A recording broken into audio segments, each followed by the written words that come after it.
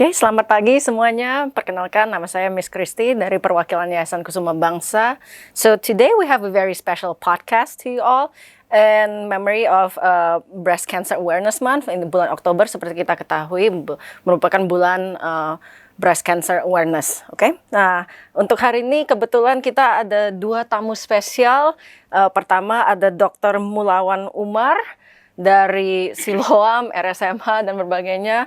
Beliau di sini juga sebagai orang tua alumni kita, sudah ada 3 putri-putrinya yang bersekolah di Kusuma Bangsa. Dan juga hari ini ada Ibu Marta, Marta Anggreni Wijaya selaku Kapsek SD Kusuma Bangsa, dan juga she has a personal connection with breast cancer karena beliau sendiri adalah seorang breast cancer warrior, ya, bisa dibilang breast cancer warrior, itu kata yang selalu dipakai oleh Ibu Marta. Jadi welcome semuanya ke ruangan podcast kita hari ini. Jadi memang ya bisa dibilang cancer itu suatu penyakit yang mungkin sudah menyentuh kita semua lah, secara langsung maupun secara tidak langsung, ya. Dan memang di Kumbang ini sendiri ya kita kita sewaktu Bu Marta sewaktu itu ya, dengan kansernya journey-nya dia, ya kita ikutin, kita support sebagainya, dan kita rasa penting adanya podcast ini supaya teman-teman dan juga mungkin orang tua murid, ya apalagi yang wanita, bisa mengetahui apa itu breast cancer dan bagaimana cara penanggulangannya. Oke, memang cancer, ya kita ketahui itu suatu penyakit, baru semalam saya baca-baca gitu, suatu penyakit yang sangat ancient, ya, malahan pernah ditemukan mumi-mumi Egypt yang kelihatan ada bone cancernya gitu. Dan ya bisa dibilang sekarang cancer itu merupakan suatu penyakit yang in terms of like how many deaths there are in the world, itu kejar-kejaran sama penyakit jantung, ya bisa dibilang, dan kemungkinan bisa in the next few years malahan bisa menjadi suatu kematian yang paling besar di dunia. Dan breast cancer sendiri itu merupakan penyakit cancer paling prevalent di wanita, ya, setelah paru-paru dan juga usus, ya, walaupun kedepannya ya kita ketahui rate cancer ini akan terus meningkat gitu. Mungkin dari dokter, jadi hari ini kita akan memberikan pertanyaan-pertanyaan kepada Dr. Mulawan dan juga kepada Bu Marta mengenai breast cancer ini sendiri. Oke, ya, untuk dokter, selamat datang sekali lagi. Ya, mungkin dokter bisa cerita sedikit mengenai background dokter dan kenapa dokter akhirnya memilih untuk specializing di onkologi gitu. Ya, background saya berasal dari keluarga yang memang juga dokter, ayah saya dokter gitu ya. Jadi memang sehari-hari saya lihat pekerjaan ayah saya sebagai seorang dokter bedah. Saya pun pada saat itu ingin mengikuti jejak beliau, ya. Cuman belakangan kenapa saya pilih onkologi?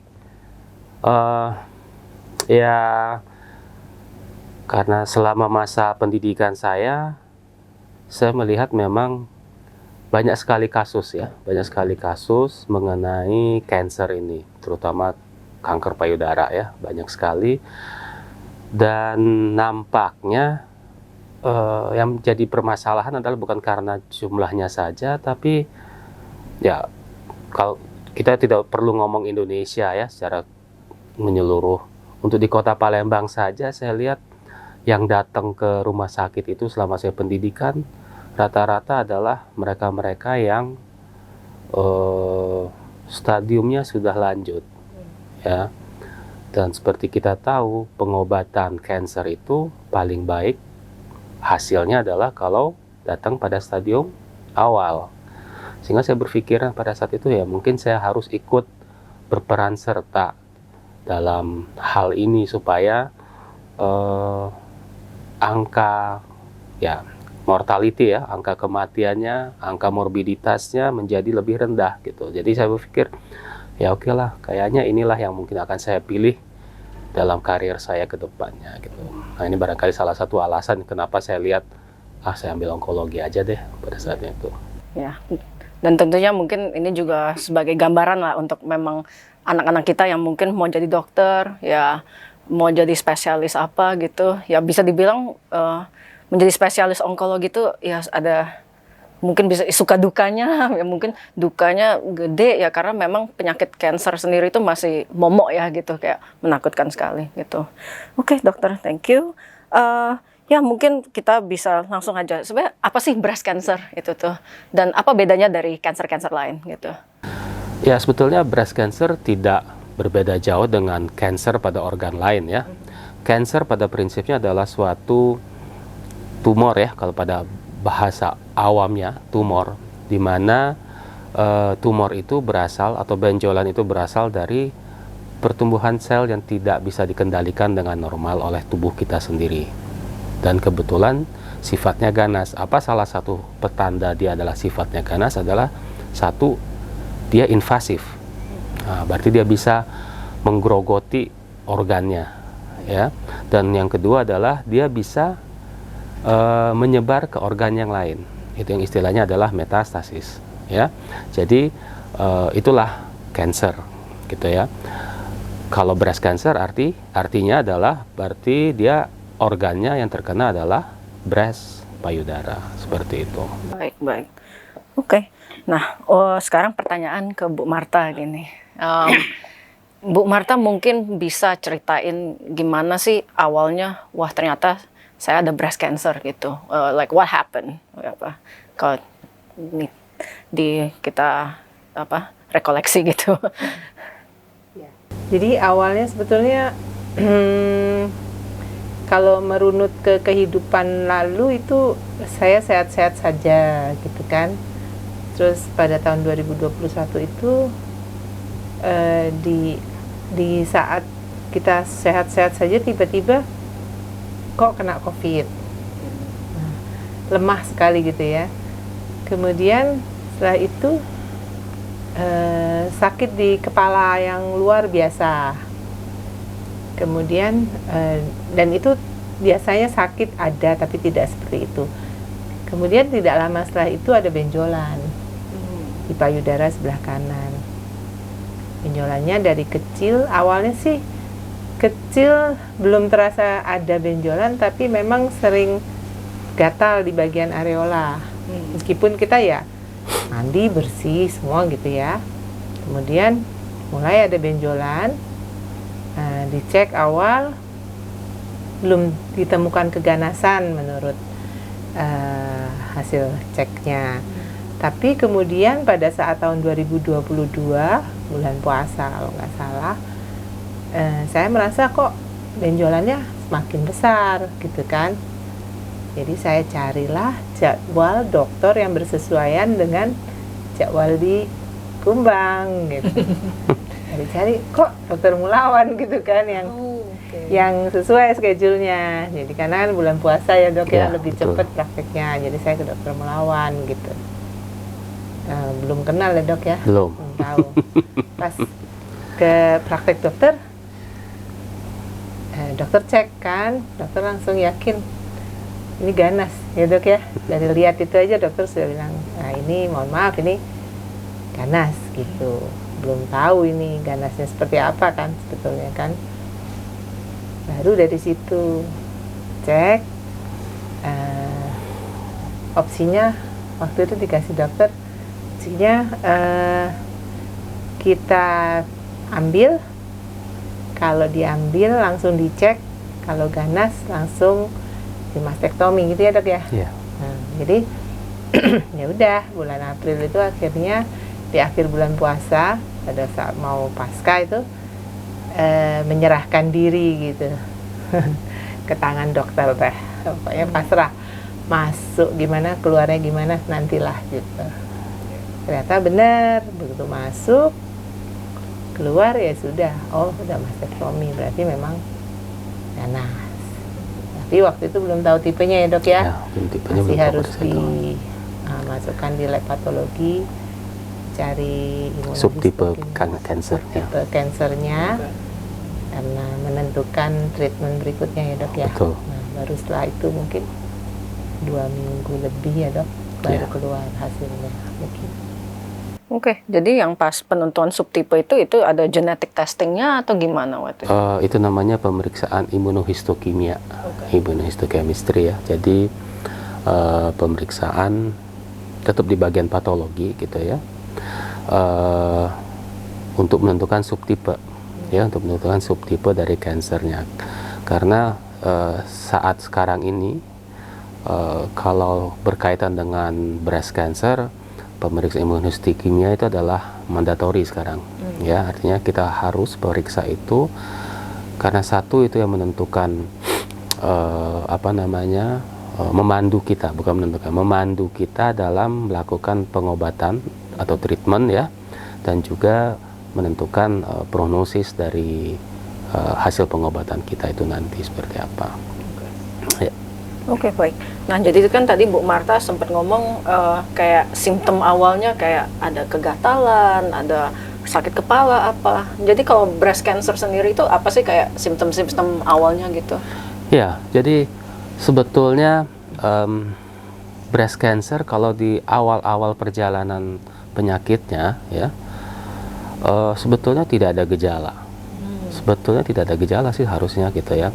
Paling yang dirasakan oleh si ibu tersebut, si wanita tersebut adalah ya benjolan itulah gitu.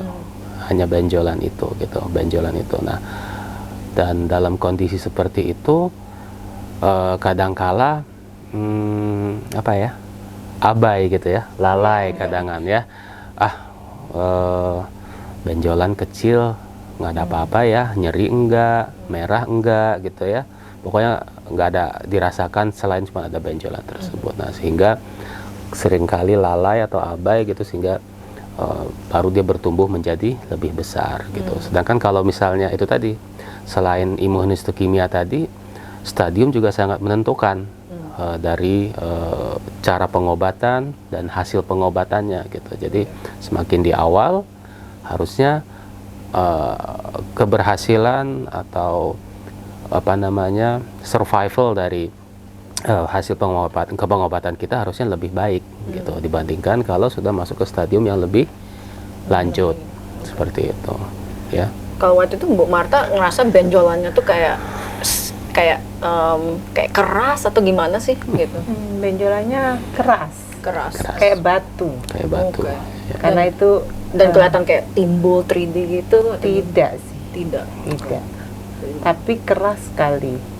Tuh, karena itulah jadi penentuannya berbeda. Kan sebelumnya hanya di biopsi diambil cairannya. Ya, seperti FNAC ya. Diambil cairannya itu mungkin belum kelihatan, mungkin ya dok ya waktu itu.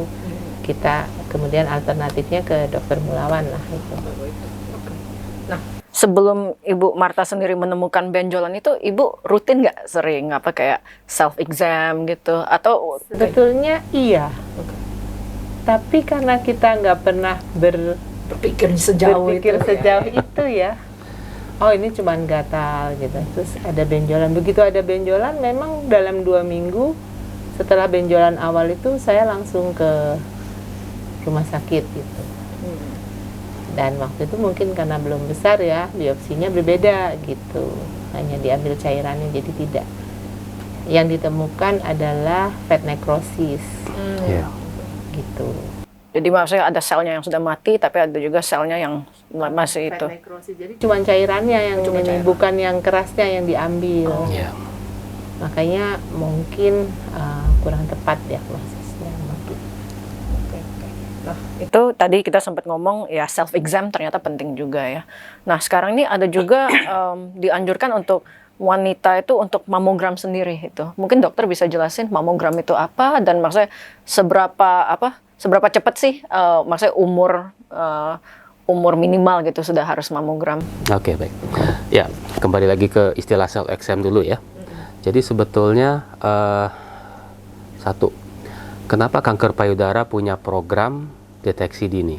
Ya, deteksi dini itu adalah suatu upaya pencegahan sekunder, pencegahan sekunder suatu penyakit. Kalau self exam berarti kan breast cancer sudah spesifik ya. Nah, deteksi dini adalah suatu upaya untuk menemukan penyakit di stadium awal Nah, itu deteksi dini, screening ya. Nah, untuk breast cancer ini sebetulnya ada berbagai macam cara untuk melakukan deteksi dini atau screening ini. Salah satunya itu tadi breast self examination, atau kalau kita pemerintah kita melakukan sadari ya, promosi atau edukasi kesehatan kepada masyarakat, sadari atau periksa payudara sendiri setiap bulannya ya. Nah, tadi itu sebetulnya di luar negeri juga dipakai ya, dipakai. Jadi self examination itu adalah suatu upaya yang bisa dilakukan oleh wanita-wanita untuk mencari ada nggak ya sesuatu kelainan pada payudaranya, apapun bentuknya, tidak harus benjolan ya. Nah, mamogram ini adalah salah satu upaya sama dengan deteksi dini kalau kaitannya dengan pencegahan sekunder breast cancer ya. Karena mamogram itu sebetulnya ada dua tujuannya. Satu untuk deteksi dini. Artinya apa? Kalau deteksi dini adalah populasinya adalah wanita-wanita yang tidak punya keluhan, no symptoms, asymptomatic. Ya, itu untuk itu. Tapi ada mamogram yang saya kasih misal ke wanita-wanita yang memang sudah ada indikasinya. Ada indikasinya, yang sudah ada keluhannya. Itu namanya diagnostik. Jadi mamogram diagnostik dengan mamogram screening. Nah, dalam konteksnya dengan screening ini, mamogram itu adalah salah satu alat, sama seperti breast self examination. Itu adalah satu alat, tapi alatnya dengan periksa sendiri. Nah, mamogram ini adalah satu alat yang berupa suatu alat radiologi imaging ya, menggunakan X-ray ya, khusus hanya untuk X-ray pada payudara. Sensitivitasnya sangat baik ya, kisaran 95%, 90% lah dia bisa mendeteksi ada kelainan pada payudara. Dalam hal ini cancer bisa dideteksi. Hanya saja kelemahannya adalah kalau mamogram ini biasanya sensitivitasnya sangat baik pada wanita-wanita di atas 40-45 tahun. Di mana pada saat usia-usia di atas itu biasanya density ya, kepadatan dari payudaranya sudah mulai berkurang. Sehingga kalau dilewati oleh sinar X-ray, begitu dia nempel di fotonya itu ya, di filmnya itu, payudaranya akan lebih kelihatan, kalau saya bilang tuh kelihatan abu-abu gitu. Jadi akan kelihatan kalau ada kelainannya. Tapi kalau dilakukan pada wanita-wanita dengan densitas atau density breast density yang tinggi gitu ya, yang densitasnya masih padat gitu ya, maka pada saat dilewati oleh X-ray itu tadi, film yang keluar nanti semuanya putih. Jadi kalau ada kelainan nggak akan kelihatan, tumpang tindih. Karena apa? Karena tumor yang padat di X-ray akan nampak juga putih, tumpang tindih dengan payudara yang memang masih padat, yang juga nanti akan menggambarkan putih gitu, sehingga sensitivitasnya berkurang. Jadi memang mamogram atau mamografi itu lebih cocok pada wanita-wanita yang di atas 45-40 tahun gitu. Ya, jadi itu adalah salah satu alat untuk melakukan deteksi dini kanker payudara. Kapan nih?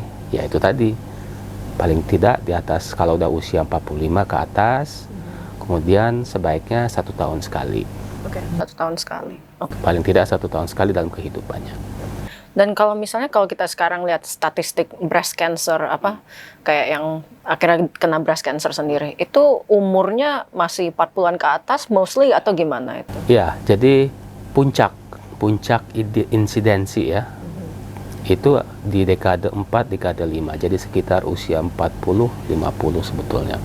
Ya, tapi 45 berarti 30-40 ya, tapi kecenderungan sekarang sudah mulai agak turun. Jadi di usia awal-awal 30-an itu sudah mulai banyak juga saat ini. Ya, kita juga belum tahu, juga belum ada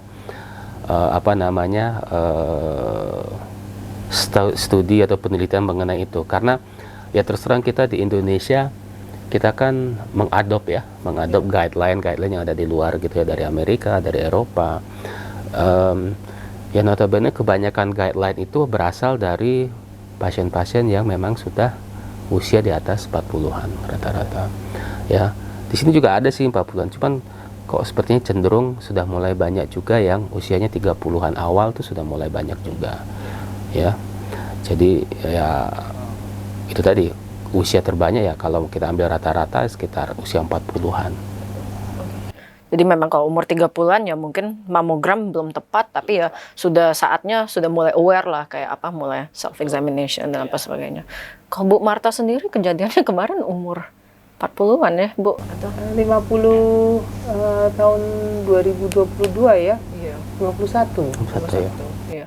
Dan yang Bu Marta sendiri ini cancernya sendiri itu kayak developnya kayak dalam berapa minggu, berapa bulan, atau bisa maksudnya mungkin sudah bertahun-tahun terus apa flare up, gimana sih dokter? Ya, ada macam-macam sih sebetulnya. Hitungannya sih dalam bulanan ya. Rata-rata sih hitungannya dalam bulanan gitu ya. Jadi kalau misalnya bulan ini teraba, biasanya dalam hitungan mungkin 5-6 bulan ke depan biasanya sudah kadang-kadang sudah 2 kali atau 3 kali lipatnya membesar.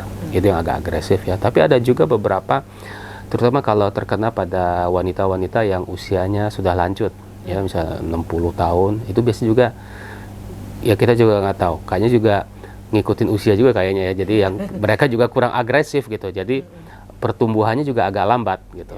Agak lambat. Jadi kita juga nggak tahu persis seperti apa. Jadi biological behaviornya juga macam-macam ya. Tapi kalau kita bicara secara umum, hitungannya dalam bulanan ya. Jadi misalnya 3 bulan, 4 bulan biasanya sudah si pasiennya udah merasa ada pembesaran gitu. Nah, tadi dokter sempat sebut biological behavior, jadi bisa aja genetika, whatever. Kalau dari Bu Marta sendiri, ada gak maksudnya keluarga yang sudah pernah kena breast cancer atau gimana gitu? Belum ada, dan belum ada yang cancer sih. Belum tahu ya, tapi sejauh histori keluarga belum ada yang kena cancer gitu. Memang Ibu kayak yang the first. Ya, pionir. Setelah ini baru tahu ternyata memang sepupu, tapi ya di tahun-tahun sekitar ini juga gitu. Oke, baik. Nah, terus Ibu Marta tadi sudah sebut Ibu masektomi gitu kan, ya, which means apa? Ya payudara dan tisunya diangkat gitu. Ya, kemarin tuh double atau single atau gimana? Single waktu itu. Ya, sebelah kanan. Nah, terus juga saya ingat misalnya Bu Marta melewati kemoterapi, ya, mungkin dari Ibu dan dokter bisa jelaskan maksudnya waktu itu treatmentnya untuk Bu Marta nih apa aja sih waktu itu? Saya Apa ya, saya juga lupa ingat. Yang pasti kemoterapi. Yang pasti kemo ya. Ada target ya Bu ya? Toksiterapinya 6 kali. Heeh. Target terapinya 18 Oh kali. iya, ada target terapi ya, baik. Radioterapinya Radioterapi, 20 kali. Kemudian hormon terapi. Hormonal juga ya? Tapi hormonalnya tidak dilanjut Ya. karena Ada kelainan di rahim ya dok ya, ya. pada Kemudian saat itu. jadinya ovariektomi sama Ovariektomi. histerektomi, pengambilan ovari sama rahim. Oke. Karena cancernya Bu Marta ini waktu itu kalau nggak salah Ibu pernah cerita ternyata juga connected to your hormone apa? Oke, with your ovaries and your itu juga. ER negatif, PR positif, B positif. Positif ya. Gitu. Ya. Nah, dari dokter sendiri itu gimana? Maksudnya tentuin treatment plan-nya untuk patientnya. Oh, ternyata ini perlu kemo atau ini perlu radioterapi atau ini perlu itu. Itu gimana dokter? Baik, jadi ini juga sering pasien-pasien saya suka nanya ya. Dok, saya ini pengobatannya harusnya seperti apa gitu ya. Untuk treatment breast cancer ini, treatmentnya antara satu dengan pasien yang lain itu tidak sama.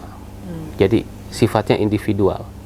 Ya, sifat individual disesuaikan satu klinisnya, ya, klinis pasiennya seperti apa pada saat pertama kali datang. Kedua, ya biomolekulernya, ya itu tadi imunohistokimianya seperti apa gitu ya. Ketiga, ya ketersediaan. Ketersediaan modalitas pengobatan apa yang kita punya. Ya. Jadi yang tidak boleh kita lupakan adalah untuk breast cancer pengobatan utamanya surgery, pembedahan. Tetap pembedahan. Ya, yang paling utamanya adalah pembedahan. Nah, tapi pengobatan atau treatment breast cancer ini tidak selesai di pembedahan saja. Ya. Jadi ada terapi tambahan pada pembedahan tersebut. Apa saja gitu ya. Kebetulan Ibu Marta ini dapat semua ya Bu ya. Dapat semua gitu ya. Jadi paket lengkap. Karena berdasarkan klinis gitu ya, berdasarkan hasil patologi, berdasarkan hasil imunohistokimia gitu ya. Bu Marta ini kebetulan semua modalitas dari pengobatan bisa kita berikan. Ya, artinya pengobatan atau treatment yang dia jalani Bu Marta itu tadi istilahnya paket lengkap lah gitu ya. Ya, jadi kalau macam-macam, ada yang namanya kemo, ya, kemoterapi itu adalah sitotoksik, ya, jadi kita membunuh sel kansernya gitu ya, membunuh sel kanser, tapi itu tadi ya mungkin berkembang di masyarakat efek samping yang kurang menyenangkan gitu, karena dia juga mempengaruhi sel-sel yang sehat, sel-sel sehat yang mirip dengan sel kanser. Artinya sel kanser itu kan bermultiplikasi secara cepat. Ya. Jadi sel tubuh kita yang bermultiplikasi yang cepat, contohnya rambut, ya, rontok, kuku kadang-kadang menjadi hitam, sel darah merah berapa 120 hari usianya, jadi itu kadang-kadang terpengaruh sehingga HB kadang-kadang bisa turun pasca kemoterapi. Nah itu. Kemudian ada juga namanya seperti Bu Marta ini ada target terapi. Target terapi, artinya target berarti dia hanya menangkap ya, menangkap atau menuju sel-sel tertentu saja, tidak semua sel ya, tapi harus ada penandanya dulu ya, harus ada penandanya dulu. Jadi kalau kalau kita lagi perang gitu ya, kita tandain dulu tuh target kita yang mana, baru kita kirim drone untuk membombardir, ya, kayak begitulah. Jadi kalau ada penandanya, baru kita bisa berikan terapi targetnya. Kebetulan salah satu itu adalah yang kayak kemarin terapi target dijalani Bu Marta adalah yang trastuzumab ya, trastuzumab itu sampai dengan 1 tahun pemberiannya, ya. Kemudian ada juga terapi hormonal atau endokrin terapi. Itu adalah terapi yang kita menghambat hormon estrogen dan progesteron, tapi kebanyakan adalah estrogen yang kita hambat. Kenapa? Karena kalau saya sering menganalogikan, kalau kita punya tanaman, ya, ada tanah gitu ya. Kalau dia hormonal reseptornya positif, ya, artinya kalau kita beri pupuk, dia akan bagus, tanamannya akan tumbuh. Nah itu juga analoginya, jadi kalau misalnya si sel kanker itu punya reseptor hormonalnya dan estrogennya ada yang beredar dalam tubuh, maka dia akan tumbuh secara subur. Nah, jadi pengobatannya adalah kita hambat tuh supaya estrogennya jangan berikatan dengan sel tumornya, jangan ketemu dengan tanah supaya si tumbuhannya tumbuh dengan subur. Kemarin rahimnya diangkat karena salah satu opsinya seperti itu, ya. Kalau kemarin pabrik estrogennya yang kita ambil. Yang sebelumnya saya kasih obat ya Bu ya. Waktu itu saya kasih obat sebagai penghambat saja. Jadi supaya si estrogennya nggak berikatan dengan selnya. Tapi ternyata kemarin dalam perjalanan pengobatan ada kondisi-kondisi atau side effect, adverse effect yang kurang menyenangkan buat Bu Marta. Jadi ya udah, opsinya kita ambil aja. Pabriknya aja kita ambil, udah selesai gitu. Jadi ya terpaksa menjalani operasi lagi, itu aja sih sebetulnya ya. Seperti itu. Jadi makanya saya bilang tidak semua pasien akan sama menjalani pengobatan, walaupun namanya breast cancer, diagnosisnya tetap sama, adalah kanker payudara, tapi treatmentnya tidak akan sama satu dengan yang lainnya. Oke. Ya karena kalau kemarin kalau kayak Bu Marta ini, kalau saya lihat ganas tapi masih treatable gitu, tanda kutip ya. Okay. Nah, jadi untuk anggap aja ada pasiennya sudah lewat treatment, sudah apa, terus maybe they will go through remission, ya apa, semoganya ya. Nah, setelah misalnya mereka sudah remisi ini, what's next for them gitu? Ya, ya Tidak hanya breast cancer, semua cancer gitu ya. Kalau misalnya kita meneliti, bukan meneliti, membaca, melakukan review pada studi-studi, kita selalu melihat kalau yang berkaitan studi-studi yang berkaitan dengan cancer, oke, ada istilah remisi gitu ya, tapi selalu ada nanti istilahnya survival. Ya, tidak pernah menyatakan remisi total ya dalam studi-studi. Artinya survival. Survival itu adalah berarti suatu rentang waktu di mana selesai dari treatment sampai muncul kembali, salah satunya mungkin muncul kembali disease free survival misalnya ya. Muncul. Artinya apa? Artinya setelah treatment pembedahan sudah, terapi tambahan, adjuvan terapinya sudah, yang tujuannya untuk memperkecil risiko kekambuhan.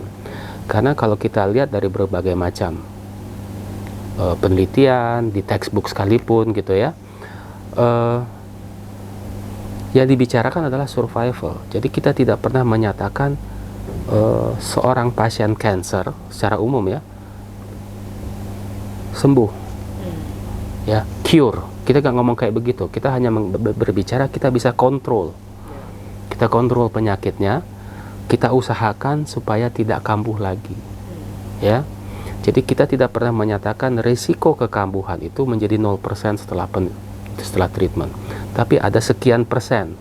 Ada risiko, ada low risk, ada medium risk, ada high risk untuk terjadinya kekambuhan. Ya. Jadi, apa yang kita lakukan setelah treatment selesai? Ya, pasiennya harus follow up. Harus datang. Yang paling mudah ya kembali lagi, sadari lagi. Ya, yang paling mudah itu. Kemudian secara berkala ya memeriksakan diri gitu. Jadi kayak medical check up lah gitu. Secara berkala. Kalau saya biasanya sih pada tahun pertama, tahun kedua, 3 bulan, 6 bulan saya suruh datang pasien lagi, saya periksa lagi, kita lihat lagi seperti apa kondisinya. Tapi kalau sudah lewat 2 tahun, ya studi juga sih menyatakan bahwa secara statistik setelah 2 tahun biasanya angka rekurensi biasanya mulai turun. Nah disitulah biasanya ya udah Bu, datang aja 1 tahun, 2 tahun sekali, silakan datang kita periksa seperti itu. Ya, jadi itu hal yang pertama yang harus kita kerjakan kalau sudah terjadi, ya kalau kita mau pakai istilah remisi boleh, setelah terjadi remisi bahwa tumornya hilang, secara klinis tidak ada lagi, secara radiological imaging juga nggak ada lagi, ya secara mungkin laboratoris tumor markernya juga sangat rendah, ya berarti kita bisa menyatakan nggak ada nih tumornya. Ya, cuman bagaimana caranya tetap kita edukasi bahwa secara berkala harus memeriksakan diri. Supaya apa? Supaya ya amit-amit kita tidak menginginkan suatu kekambuhan. Tapi kalau terjadi suatu kekambuhan, kita bisa langsung intervensi dari awal. Jadi jangan kita tunggu nanti sudah besar atau dia sudah menyebar ke tempat yang lain gitu ya. Jadi kita intervensi secepatnya seperti itu. Jadi kita melakukan pengobatan kembali sampai bisa kita nyatakan bahwa ini tidak ada lagi seperti itu. Nah ya memang, so the question kan is always what's next gitu after treatment. Nah ya untuk Bu Marta ya mungkin ya saya sering lah permainin Bu Marta gitu karena Bu Marta ini sekarang terkenal banget very disciplined about her life gitu loh. Saya suka ngomong kayak apa, Bu Marta kan tiap kali makan selalu bareng kita gitu. And then ya sekarang nanti Bu Marta bisa jelasin sendiri like what's your diet now. Dan saya selalu mainin kayak agak mau kayak Bu Marta kok kayak kambing gitu kadang. But I mean ya at the end of the day ya once you become a breast cancer warrior, like it's a never-ending battle ya, bisa dibilang Bu. Nah, mungkin Ibu bisa ceritain juga, like what's your, mungkin dari segi dietnya dulu lah, karena itu bisa jadi gambaran untuk teman-teman. And mungkin juga dari segi jadi itu diet, segi physical sekarang Ibu ngapain aja supaya nggak recurrence. And then how do you gimana sih cara coping mentally gitu loh, secara mental gimana untuk hadepin the next gitu loh, the future. Ya kalau diet sih cuman tahu dasarnya bahwa sel cancer itu likes sugar mostly ya. Jadi kita nggak makan gula, itu yang penting sih. Gula sebenarnya dari karbo makan, tapi karbo kompleks. Jadi Jadi nggak makan gula, sugar, glukos itu nggak lagi. Kalau mau manis pakai pemanis alami kayak stevia atau monk fruit itu apa monk fruit itu Lupa. Chinese ini ya.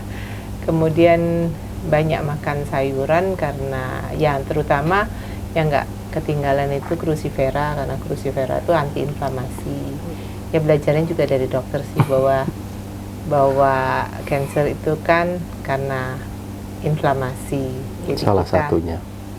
menghindari yang proinflamasi.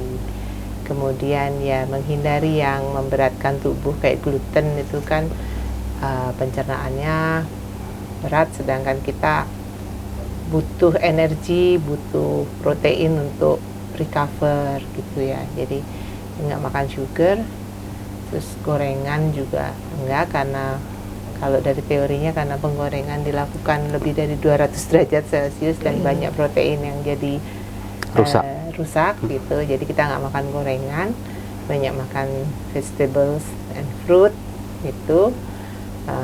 Kemudian menghindari gluten. Dan kalau daging ya makannya paling teluran kampung, daging yang ikan, kemudian nggak lagi makan daging merah yang bersantan-santan nikmat itu dihindari gitu. Jadi pretty much Palembang cuisine no more gitu. Almost lah. Jadi karena latar belakangnya guru biologi gitu kan ya, bahwa sebetulnya rasa itu ditentukan 80% dari aroma. Jadi kalau ada orang makan yang enak-enak, saya cuma cium-cium aja gitu. That's itu kan sebetulnya mindset ya. Makanan enak atau tidak itu mindset. Tapi menurut saya hidup itu lebih enak daripada makan enak terus sakit. Betul. Itu yang saya pertahankan. Kemudian juga bahwa sel cancer itu they could die dengan oksigen ya dok ya. Jadi kita tiap pagi itu olah nafas sekitar 20-30 menit gitu, sambil berdoa kita olah nafas, lakukan hal itu. Dan yang paling penting sebetulnya positive mindset ya. Mau marah mau apa, kembalikan lagi ke yang kuasa lah, daripada marah-marah capek terus energinya terbuang percuma. Begitu kita marah energi kita langsung ngedown, kemudian penyakit-penyakit lain keluar. Karena ya seperti dokter bilang ya, kemo mungkin ada efek ya. Untuk saya saat kemo kemarin kuat. Jadi kalau ketemu dokter kok kuat gitu kan. Tapi ternyata kekuatan itu sampai sekarang masih segitu aja. Belum kembali gitu. Nah, makanya itu tadi dokter bilang unik ya. Saya ya merasa bahwa ini unik, treatment yang saya tidak tahu apakah kondisinya ini apa gitu. Ya memang ya istirahat ya perlu. Kadang-kadang overwork ya. Mungkin seneng lah lihat anak-anak kecil-kecil gitu kan. Happy lihat mereka, tapi lupa kalau happiness itu juga harus memperhatikan fisik gitu. Itu yang kadang-kadang membuat mungkin kondisinya tidak secepat itu kembali begitu. Jadi tidak bisa juga menyalahkan kemo atau apapun, semuanya sangat kompleks gitu kan.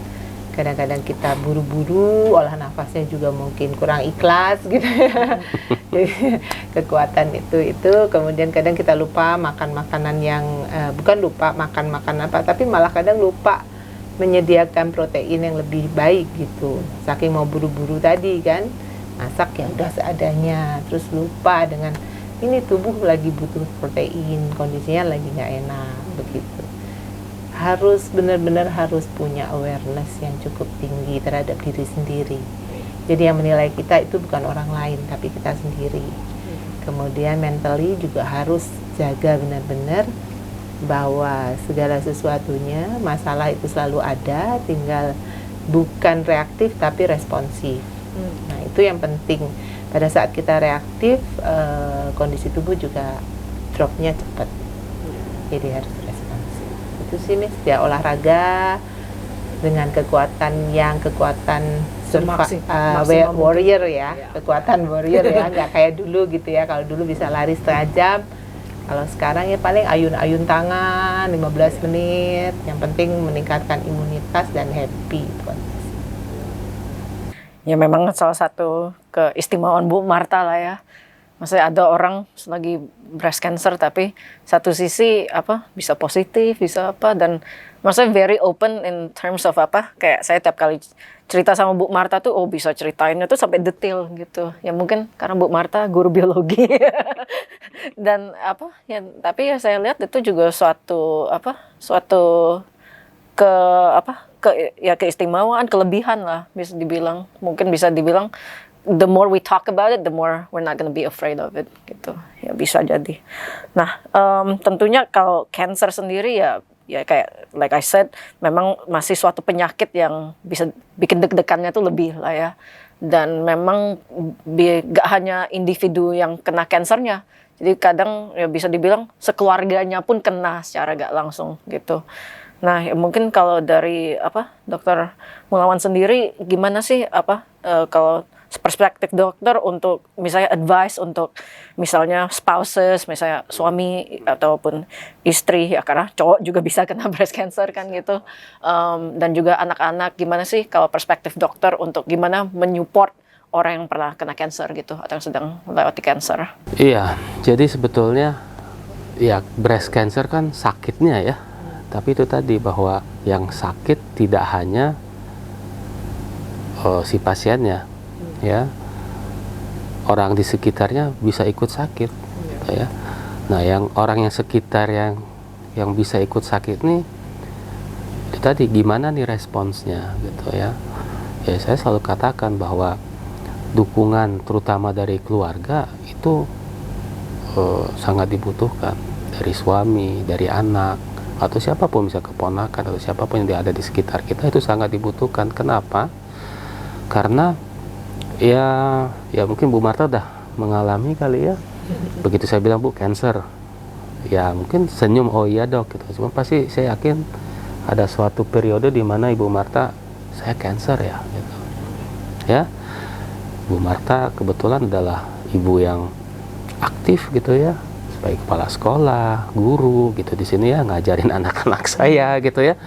Tentu saja itu tadi, keikhlasan mengajar barangkali akan terganggu ya. Karena apa? Karena kita juga mikir, pasti kan kepikiran bahwa kita sedang mengalami suatu penyakit yang ya boleh dikatakan serius lah ya, tapi bisa kita obatin ya.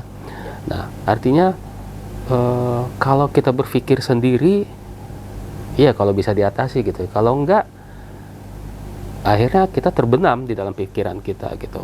Kalau sudah seperti itu ya bagaimana kita mau semangat untuk menjalani pengobatan? Iya toh. Jadi ya di sini ya tetap, makanya kadang-kadang saya kalau bapak nggak ikut, kan saya ikutnya ya kan ya Bu, bapak mana Bu gitu. Saya suka nanya tuh, tidak hanya dengan Bu Marta, dengan setiap pasien saya, bapak mana? Atau misalnya kalau anak yang nganter, anaknya mana? Kok nggak nganter hari ini gitu.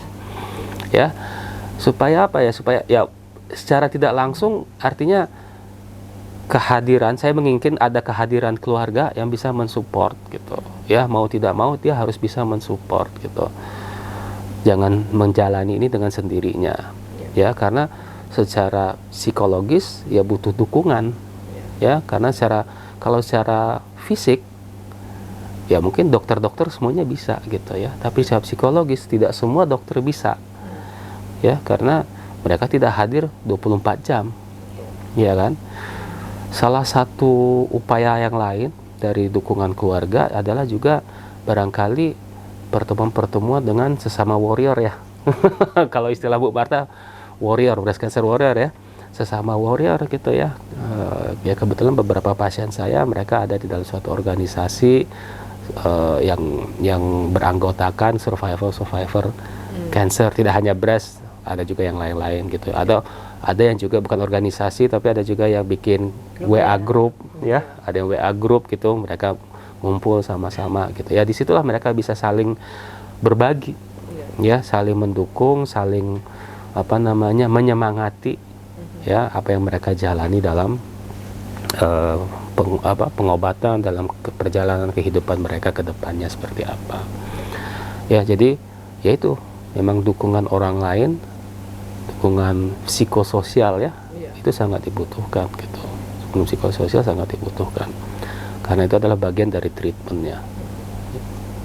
Apalagi pas treatment cancer kan ya memang ya kayak identitas tuh bisa dibilang hampir dilucuti lah ya, rambut hilang apa sakit atau apa, makanya mukanya berubah banget gitu. Ya mungkin ya hanya keluarga lah yang bisa maksudnya menguatkan gitu.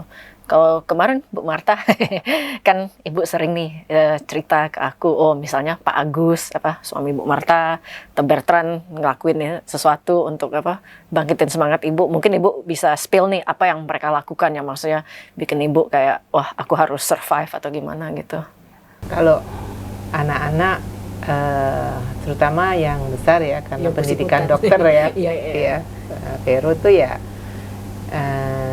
dia bisa memberikan pengantar dari apa yang misalnya dokter kasih treatment ini, kita kan sudah takut tuh, nggak mau lah gitu nanti dia kasih cari literasinya untuk menguatkan. Dokter nggak sembarangan, mama ini karena memang sudah begini, panduannya begini, sebaiknya treatmentnya seperti ini dan sebagainya. Terus kalau misalnya kita ada efek-efek ya nggak apa-apa ini, jadi menguatkan sekali. Kemudian pada saat operasi juga menemani gitu kan ya. Itu yang kalau bapak itu ya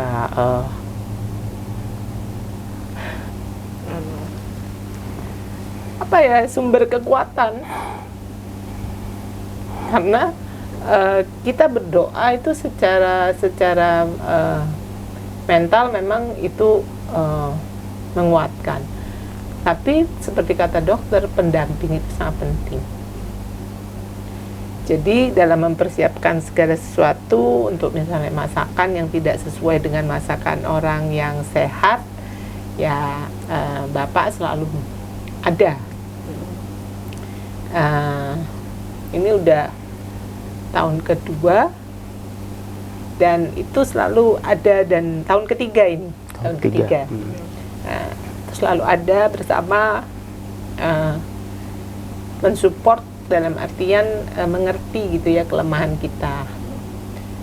Semenjak cancer kan semuanya jadi berubah, kekuatan tubuh turun mungkin 75%, mungkin sekarang kan nggak sekuat itu lagi gitu ya.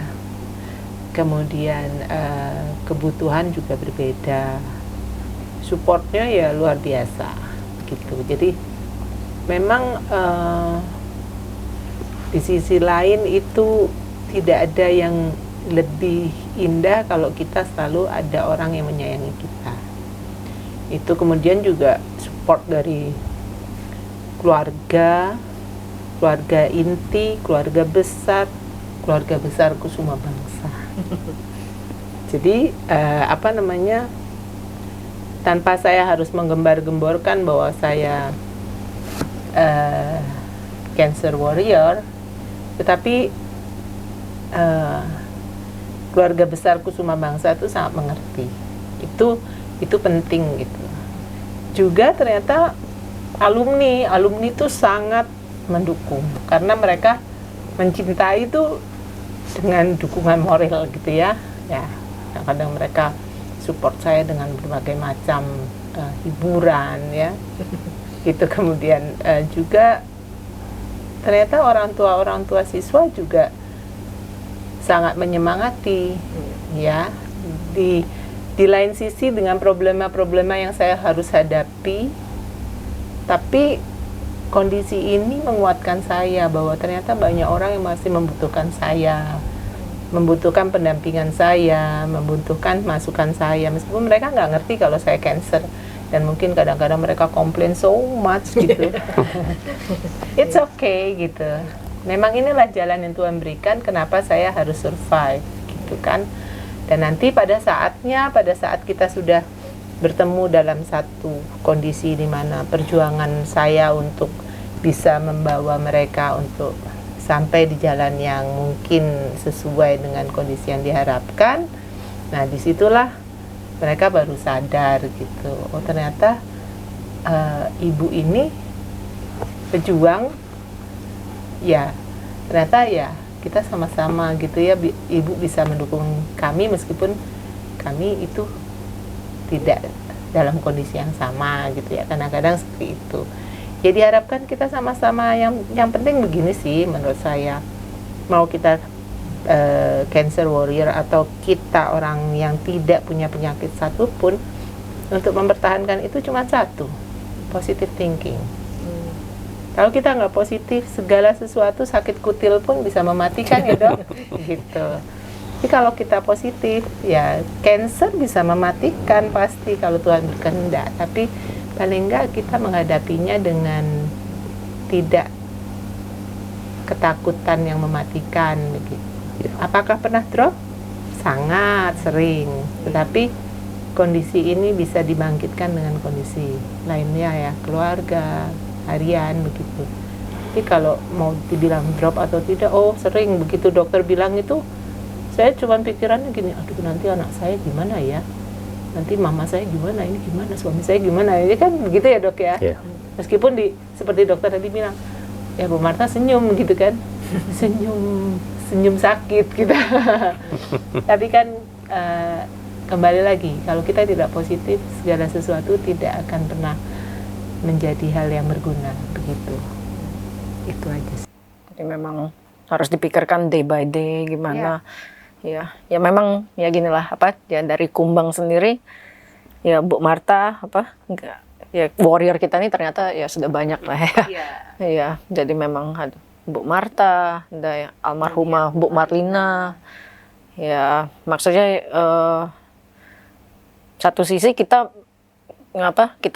we're not in your shoes, tapi ya kita sudah tahu wah ini harus saling gotong royong lah bisa dibilang, harus saling bahu membahu ya, karena memang keluarga besar lah bisa dibilang ya. Kalau kayak bahasa kita Palembang ini kecil. Jadi misalnya ya ternyata dokternya Bu Marta juga orang tua murid gitu sebagainya.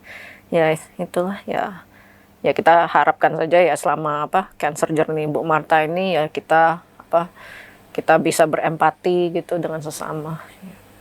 Oke, nah in terms of nanti saya balik lagi nih ke research treatment juga lah ya, ya kita hopeful lah karena sekarang cancer sudah bisa dibilang mulai adalah obat yang bisa membantu gitu, walaupun ya balik lagi different cases different story gitu. Nah kalau dokter sendiri dari dari clinical point-nya, clinical viewpoint-nya, apa yang bikin dokter tuh hopeful lah untuk masa depan cancer treatment Artinya kan sekarang penelitian research sudah banyak sekali ya. Jadi untuk treatmentnya sendiri untuk di bidang cancer ini udah sangat maju ya. Jadi banyak sekali obat-obatan baru yang dibuat gitu ya. Ya walaupun kembali lagi case by case lagi ya, bahwa artinya treatment yang baru, entah itu imunoterapi, entah target terapi yang lain gitu ya, jadi sudah mulai lebih spesifik gitu ya. Jadi ibaratnya kalau dulu waktu saya masih sekolah yang ada hanya kemoterapi saja, sekarang sudah banyak terapi yang lain, tambahan yang lain dengan indikasi-indikasinya gitu ya. Dan memang ya secara statistik ada yang memberikan harapan yang lebih baik gitu ya, yang dengan persentase survival yang lebih tinggi. Ada juga yang ya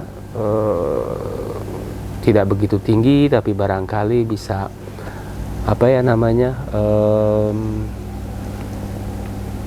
secara ya terutama pada mereka yang sudah lanjut biasanya ya, paling tidak kita secara suportif bisa kita berikan gitu ya, mengurangi keluhan, mengurangi simptom gitu ya. Ada yang beberapa seperti itu. Jadi kalau menurut saya harapan besar sekali gitu ya, karena sekarang jadi tadi banyak sekali obat-obatan baru yang sudah di approve, yang sedang ongoing penelitiannya udah banyak sekali gitu. Jadi ya mudah-mudahan ya kita bisa mengatasi gitu ya, mengatasi penyakit ini dengan lebih baik gitu ya, sehingga apa namanya,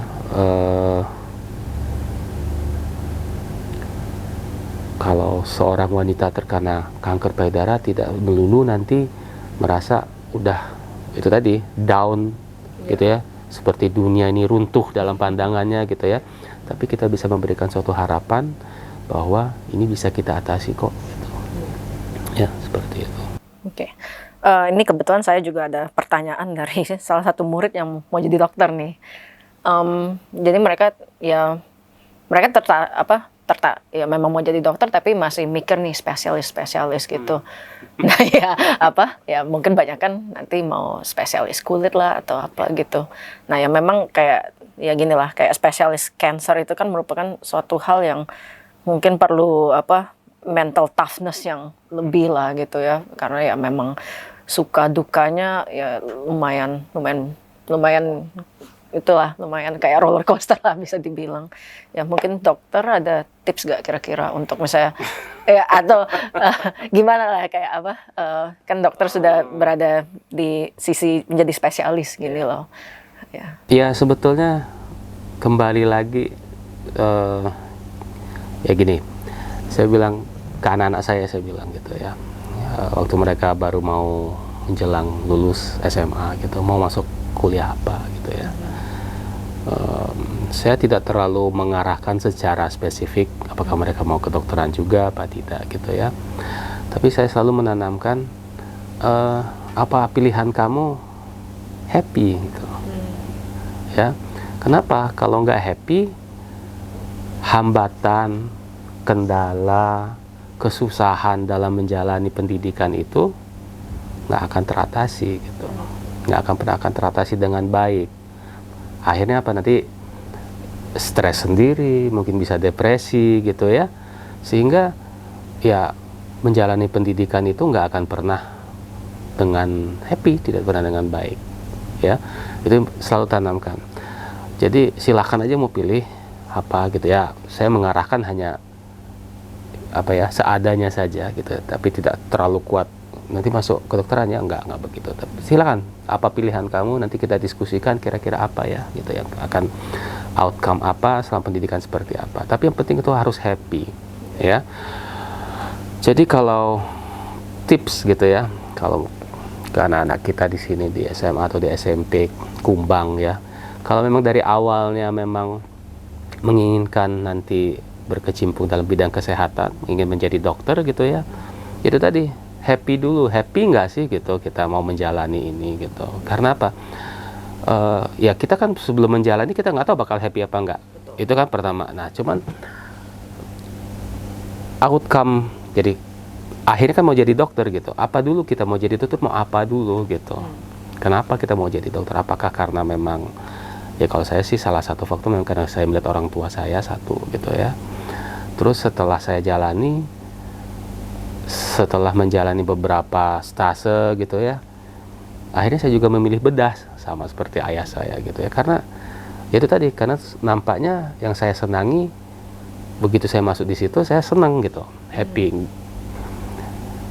Saya suka bilang, gimana sih ngomongnya kita suka dengan seseorang, nggak bisa kan, pokoknya saya senang aja sama dia gitu ya. Sama istri saya senang. Saya kalau ditanya kenapa ya, nggak tahu ya kenapa, tapi saya senang gitu ya. Dia juga, kenapa saya masuk ke bedah pada saat itu, ya karena saya senang pada saat itu, saya bisa menyelami, saya bisa menghayati apa yang dikerjakan seorang dokter bedah pada saat itu ya. Jadi kalau menurut saya, bagi anak-anak yang ingin menjadi dokter, silahkan, kita udah sangat bagus ya, informasi, ada internet gitu ya, carilah di internet, dalamilah di situ, lihat yang mana yang kira-kira membangun minat kita untuk menjalani, mendalami kita menjadi dokter seperti apa ya. Saya juga, kenapa saya onkolog, karena dalam perjalanan saya juga sebagai dokter bedah, saya tamat 1999, kemudian saya jadi dokter bedah umum kurang lebih 5 tahun ya. Kenapa saya akhirnya memilih onkologi ya, karena saya pikir ya itu tadi, ini ada masalah nih, ada masalah dalam keseharian saya yang saya tidak bisa ikut berperan aktif untuk mengatasi masalah itu. Makanya saya bilang, ini saya harus ikut ini, saya harus melanjutkan pendidikan saya di bidang onkologi, seperti itu. Nah jadi Ya bagi mereka yang ingin menjadi dokter, silakan tetapkan niat kalian untuk jadi dokter. Kemudian carilah informasi segala macam mengenai bidang kesehatan yang ada sekarang ini. Ya, udah banyak sekali. Jadi tidak hanya dokter bedah, tidak hanya dokter anak, penyakit dalam. Sekarang udah ada dokter penerbangan, ya, ada yang kelautan, ada yang olahraga. Silahkan aja. Kalau kita kita tekuni itu, insya Allah ada balikannya lah. Ya, pasti ada feedback ke kita, ada. Yang penting happy dulu itu. Kalau kita happy menjalani itu, ya mudah-mudahan bisa kita jalin dengan baik. Kayak kata Bu Marta, think positive. Ya, think positif gitu. Jangan mudah terpengaruh gitu. Jangan mudah terpengaruh, oh kata orang seperti ini nanti begini. Enggak. Tapi kalau kita memang seneng di satu bidang itu, jalanin aja gitu. Dengan serius. Oke, thank you dokter. Nah, so mungkin hari ini saya minta semua orang pakai pita pink nih, karena memang kalau Breast Cancer Awareness Month itu synonymousnya dengan everything pink ya, bisa bilang. Karena memang kalau dari di US sendiri banyak kayak organisasinya tuh pakai pita pink lah, apalah gitu. Nah, kalau di Indonesia, nah oke, balik lagi ke US tadi sebentar.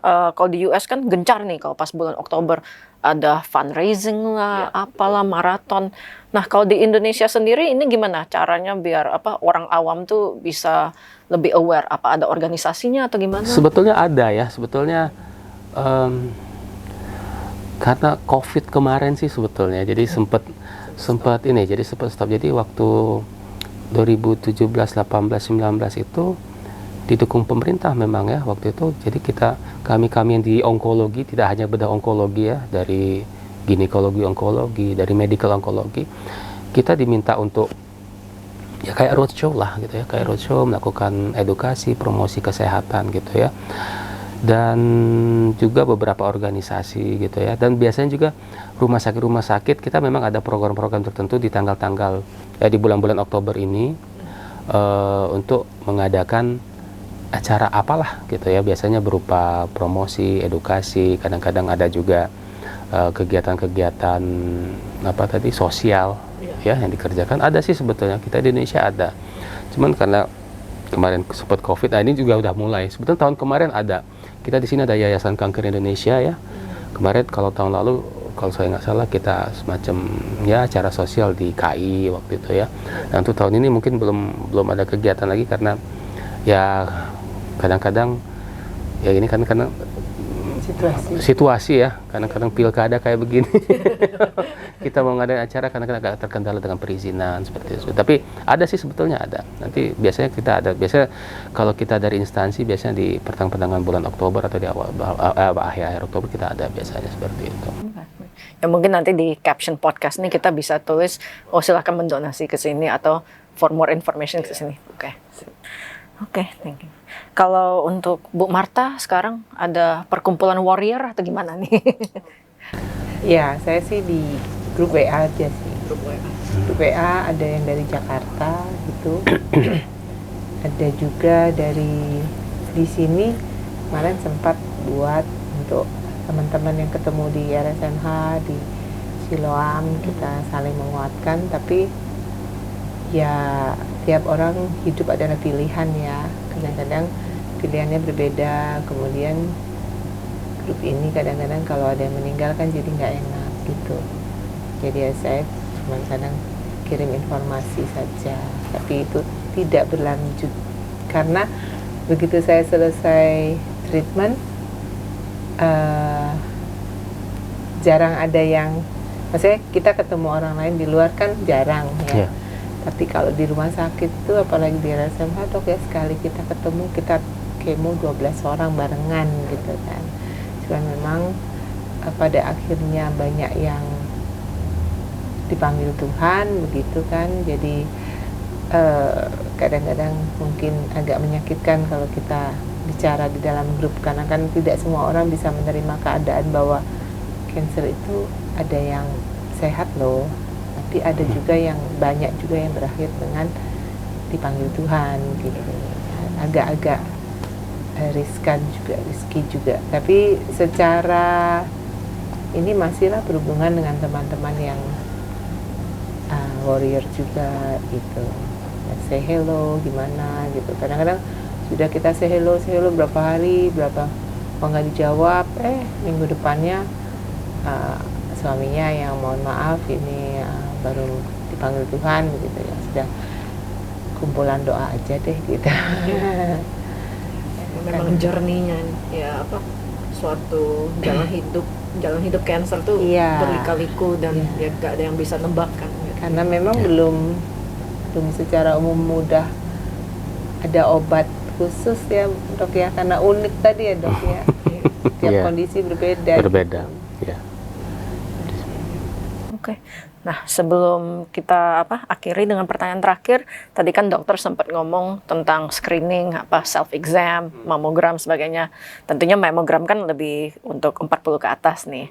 Jadi ya itu himbauan untuk teman-teman kita mungkin atau guru-guru yang sudah 40-an ke atas ya bisa mungkin rutin mamogram. Nah, untuk yang muda-muda nih kayak ya saya belum umur 40-an gitu. Nah, kita kebetulan ada manekin. Nah, jadi mungkin ini bukan untuk representasi Bu Marta, tapi bisa dari manekin ini mungkin dokter bisa jelasin cara self exam gimana? Iya, baik. Oke, terima kasih. Ya. Tadi namanya apa? Rikina. Ya, jadi sadari periksa payudara sendiri, breast self examination ya, BSE gitu ya. Satu dikerjakan oleh wanita yang sudah menstruasi, ya. Kapan? 1 bulan sekali, ya. Sebaiknya dikerjakan paling tidak 7-10 hari setelah menstruasi. Jadi hari pertama dari 7-10 hari dari hari pertama menstruasi bulan tersebut, ya. Kenapa? Karena pada hari-hari itu biasanya pengaruh dari hormon estrogennya sudah mulai turun. Jadi pada saat-saat itu biasanya payudara sudah tidak terlalu padat lagi, sudah tidak terlalu nyeri barangkali ya. Yang sering dikeluhkan ibu-ibu kan kalau padat, nyeri ya pada menjelang saat haid atau pada saat haid. Nah, baiknya 7-10 hari setiap bulannya.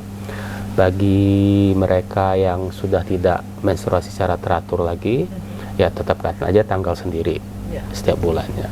Ya. Jadi sebetulnya ada 2 komponen pemeriksaan breast self examination ini ya, melihat dan meraba, melihat dan meraba. Nah, gimana cara melihatnya? Ya paling gampang adalah kita harus menyiapkan cermin, ya cermin.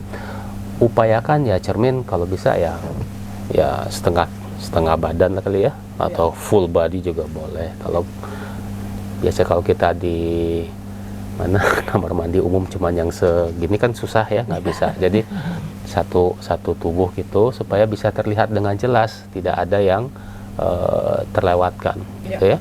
Lihat apa yang ada yang abnormal tidak, karena saya selalu bilang ke pasien-pasien saya yang tahu kita normal nggak normal ya diri sendiri gitu ya. Apa yang merasa aneh itu kita tahu sendiri ya. Jadi yang pertama lihat dulu ada nggak abnormalitas, apa saja kemungkinannya. Satu, kemungkinan benjolan, ya, nampak ada benjolan. Kedua, atau warna kulit yang kemerahan, atau tekstur kulitnya kok seperti tebal ya, seperti sembab, seperti kulit jeruk, ya, atau ada bagian kulit yang mencekung ke dalam, ya, ada mencekung ke dalam, atau barangkali dari puting payudaranya tertarik ke dalam yang tadinya tidak tertarik gitu ya. Kalau dari ultrasound mungkin memang sudah anatominya seperti itu, ada juga yang seperti itu ya. Tapi kalau misalnya awalnya normal kemudian tertarik ke dalam, nah itu harus dilihat ada nggak seperti itu.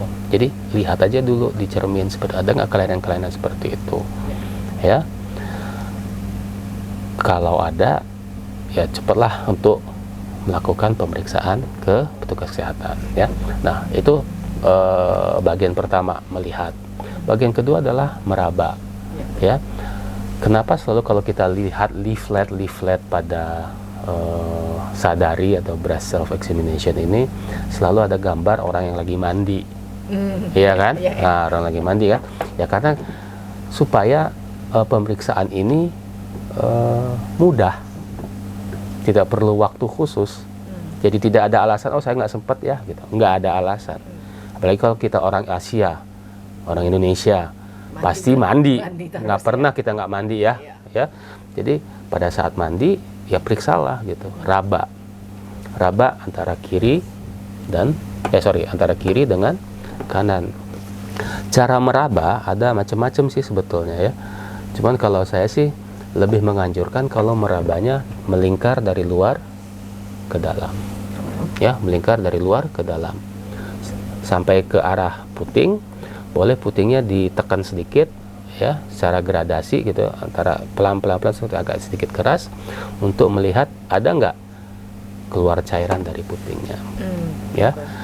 Kita boleh curiga kalau cairannya berwarna merah, ya.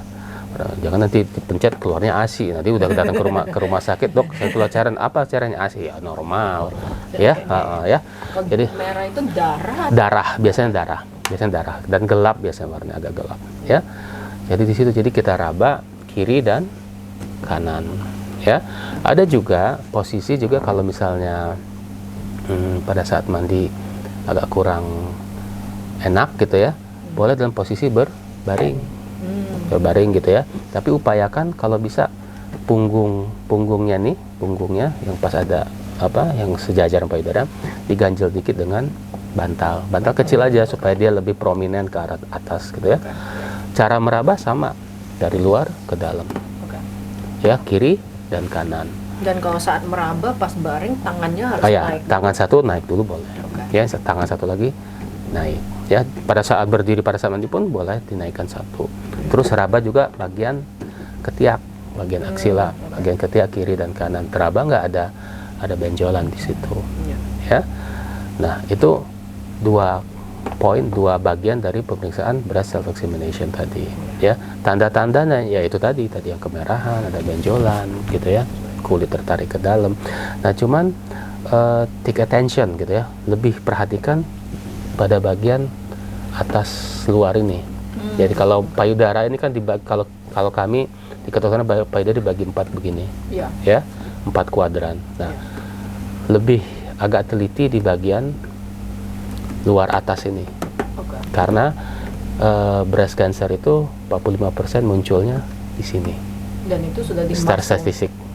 Dari statistik menyatakan 45% itu paling banyak munculnya di luar atas ini, bagian luar atas ini. Nah, itu yang perlu diperhatikan. Oke, ya dokter, terima kasih tadi sudah mengajarkan kita self examination menggunakan mannequin, dan ya sebenarnya kita sudah hampir di penghujung podcast nih. Ya, sekali lagi ya terima kasih banyak. Maksudnya hari ini sudah mau datang nih ya, saya joking lah selalu, wah alumni harus berbakti, guru harus berbakti. Kali ini spesial, orang tua murid berbakti. Tapi ya podcast ini juga didesain dalam artian ya kita mau anak-anak itu belajar gak hanya di kelas gitu. Ya bisa belajar melalui podcast, bisa melalui ngobrol sama pakar dan apa sebagainya, dan ini salah satunya. Jadi ya sekali lagi ya thank you so much. Maksudnya hari ini sudah datang. Mungkin untuk dokter ada message terakhir apa kira-kira? Message, ya paling tidak saya juga mengucapkan terima kasih atas undangan dari Sekolah Kusuma Bangsa ini. Kenapa? Tugas saya sedikit lebih ringan. Kenapa? Karena ya melalui podcast ini paling tidak saya bisa mencapai berapa puluhan orang, mungkin ratusan orang melalui podcast ini dalam memberikan, ya ini namanya pencegahan primer, promosi kesehatan, ya, supaya mereka lebih paham, supaya mereka mau gitu untuk datang kalau memang menemukan ada kelainan. Ya saya kira ini suatu langkah yang sangat baik dari Kusuma Bangsa untuk mengadakan podcast seperti ini, yang sebetulnya yang sering ngundang itu adalah biasanya instansi gitu ya, dari bank ya, dari manalah gitu.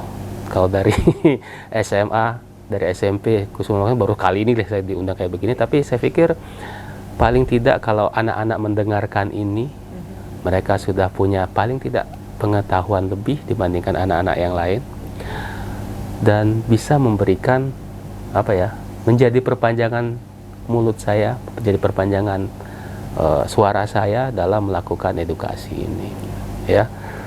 Sehingga apa yang tujuan kita supaya breast cancer itu bisa ditemukan di awal penyakit menjadi lebih nyata nantinya gitu ya, karena kita di Indonesia masih berkutat selalu di stadium lanjut, ya. Jadi dengan ada acara ini saya sangat berterima kasih. Mudah-mudahan ada acara-acara yang lain yang bisa membantu kami petugas-petugas kesehatan yang langsung berkaitan dengan pasien agar mereka bisa mendapatkan pengetahuan, edukasi yang lebih baik. Jadi sih sebetulnya. Thank you, dokter. Nah, untuk my other special guest, ya mungkin untuk Bu Marta, ya kita mungkin jarang lah ngomong ini, kayak we're very thankful ya ke Tuhan, ya Bu Marta masih bersama kita gitu, terus menginspirasi kita sebagai seorang warrior, ya dan juga ya mungkin Bu Marta di SD lebih riwe gitu, tapi ya masih bisa, ya saya selalu ingat lah kayak positive thinking, dan itu ya karena Bu Marta gitu. Mungkin dari Bu Marta ada last message. Kalau last message as a warrior ya, untuk teman-teman yang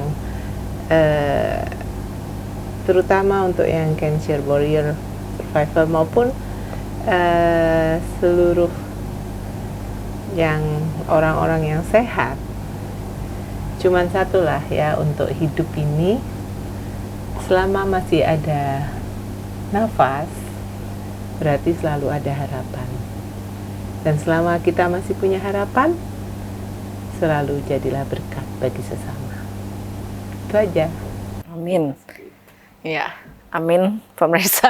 Amin Bu Marta. Ya sekali lagi Dokter Muhammad, Bu Marta, thank you. Terima kasih, sama-sama. Terima kasih. Ya, terima kasih Bu Marta. Ya, everybody, thank you. We hope that you'll be watching here. Nanti di caption kita juga akan kasih misalnya link untuk Yayasan Cancer Indonesia supaya bisa mendonasi, dan juga nanti ada kita kayak taruh juga berbagai link untuk how to get more information, not just about breast cancer tapi juga about other cancers. Nah, untuk this month Miss Christy will be wearing this pita pink untuk menunjukkan ya we need to be aware of this, okay? Ya, untuk sesama dan juga untuk in memory dan juga in honor of a lot of other breast cancer warriors, okay? So thank you so much guys. Bye.